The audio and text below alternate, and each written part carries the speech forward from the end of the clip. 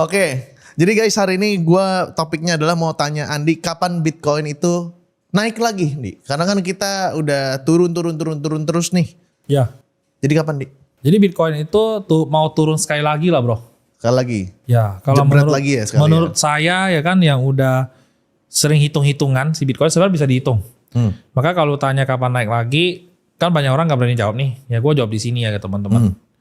Intinya 6 bulan sebelum halving tahun 2028. Itu kan udah pada paham tuh. Ya. Di supply-nya bakal di-cut lagi setengah, susah dihasilin. Nah itu dia. Ya, saat-saatnya dia akan reversal. Kita lihat aja nanti. Nah karena kalau misalkan jatuh lagi, saya pikir tahun ini sih, akhir tahun gitu. Kita akan melihat kemungkinan besar probabilitas jatuhnya tuh tinggi banget. Karena sekarang kalau lu lihat baik-baik, BTC ini menghadapi cukup banyak masalah ya. Masalah-masalah yang berkaitan dengan fundamental nih teman-teman. Tadi udah cerita dengan Ogut. Itu bisa diceritain gak tuh? Enggak? Ya boleh. Jadi gimana tuh? Katanya udah pada pindah. Iya, jadi teman-teman jadi jangan kaget ya, jangan sampai kamu bisa nonton ini melakukan financial advice atau decision gitu ya, bahaya. Ya ini kan hanya sekelewat ada berita doang nih, tapi ada pembuktiannya juga gitu. Ya kita bisa melihat Bitcoin ini kan di has price ya, has power, has difficulty. Nah itu teman-teman mesti cari tahu sendiri apa, tanya AI. Itu ada mengalami stagnan dan cenderung menurun.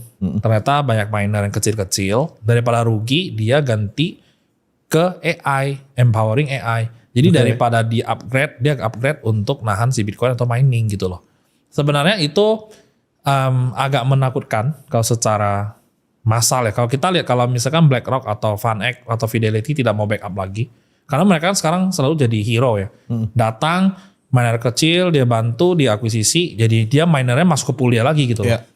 Nah, kita lihat apakah Bitcoin akan terjadi yang buy the dip and the dip and the dip and deep lagi nggak bisa reversal gitu ya.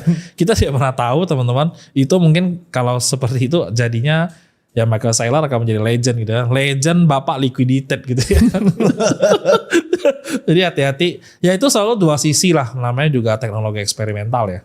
Kita harus bisa menerima kenyataan ya. Kenyataannya seperti itu. Untuk sekarang ini FUD yang belum pernah terjadi semasa saya 10 tahun di dunia kripto. Oke. Dan ini bukan financial advice untuk mereka ngambil financial decision ya. Nggak boleh lah. Tetap ini ya. Anggaplah podcast tongkrongan lah. Ya for fun aja lah. Di coffee shop gitu loh. Dan buat lu nonton baca-baca lagi lah di X atau apa tentang hal ini lah kayak gitu. Tanya AI lah. AI udah pinter kok. Oke, let's say ini bukan akhir dari Bitcoin, let's say. Ya. Let's say ya. Walaupun ada isu-isunya ini akhir nih. Oh kata Profesor Jiang ya. Toolsnya CIA gitu. Betul. Akal-akalan CIA ya. Teman-teman dia bukan profesor kok. Dia bachelor biasa ya. Ya begitu ya. Oke. Nah, misalnya let's say Bitcoin itu nggak bakal katastrofis seperti yang orang-orang bilang lah. Nggak bakalan jadi the end of the Bitcoin.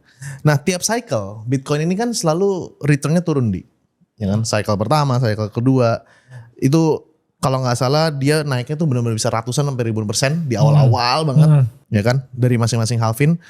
Kemarin kalau nggak salah 6 sampai 7x ya kalau nggak salah ya, dari bottomnya kan. Nah next cycle mungkin 2 sampai 4 kali bisa dibilang.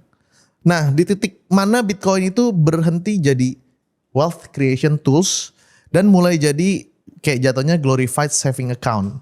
Jadi maksudnya ya sampai kapan, sampai di titik berapa X Bitcoin ini nggak jauh beda sama emas. Oke. That's it. Dan apakah masih worth it untuk diinvest nih? Ya kalau untuk sekarang saya pribadi saya sangat worth it ya. Kalau kita kalau saya ya bukan kalian ya. Kalau saya merasa saya sangat worth it taruh uang di Bitcoin. Karena dengan market cap yang kurang dari 2 triliun dolar. Sedangkan market cap emas itu udah di atas 20 setahu saya ya. Nah ada satu hal yang saya tidak pernah ngomong di podcast manapun. Ini yang menyenangkan nih. Karena saya waktu 1-2 bulan terakhir saya menemukan satu pola yang berhubungan dengan diminishing return seperti yang lu ngomong. Semakin lama semakin pendek tuh dia punya growth, ya kan? Yes, betul. Itu kalau kamu lihat secara 4 tahunan. Betul. Kita ubah di trading view lu teman-teman ubah sesuatu menjadi yearly candlestick. Nanti kalian menemukan sesuatu.